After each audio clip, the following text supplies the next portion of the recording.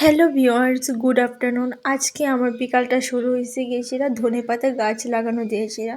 এখানে মারে কইছিলাম, মা আমি ধনেপাতা গাছ লাগাবো, তুমি মাটিটা কুইরা দাও। তো মা খুব সুন্দর করে মাটিটা কুইরা দিছে। তো আমি এখানে ধনেপাতা গাছ একের পর এক লাগাই নিতেছি। ধনেপাতা গাছ লাগাইতে লাগাইতে একটা চিন্তা ভাবনা করতেছিলাম যে একটা গাছের যত্ন করলে যতটুকু গ্রোথ হয়, একটা সম্পর্ক মধ্যে সেম সম্পর্কটা যদি যত্ন করা হয় তাহলে সম্পর্কটা খুব সুন্দরভাবে বৃদ্ধি পাইব, খুব সুন্দরভাবে আরও মজবুত হইব। কিন্তু অনেক মানুষই এটা বুঝে না। অনেকেই মনে করে একটা সম্পর্কের মধ্যে শুধু খালি কথা বলাতেই ইম্পর্টেন্ট না, কথা বলার সাথে সাথে টাইমও দিতে লাগবে।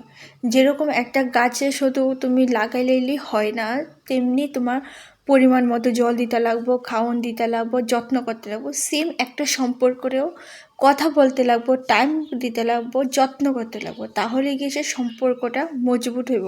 এই গাছ লাগানোর সাথে আর আমাদের সম্পর্কটা সেমই বন্ডিং আমি মনে করি। কারণ কি, গাছরে যেরকম যত্ন করতে লাগবো সম্পর্কটাও সেম যত্ন করতে লাগবো।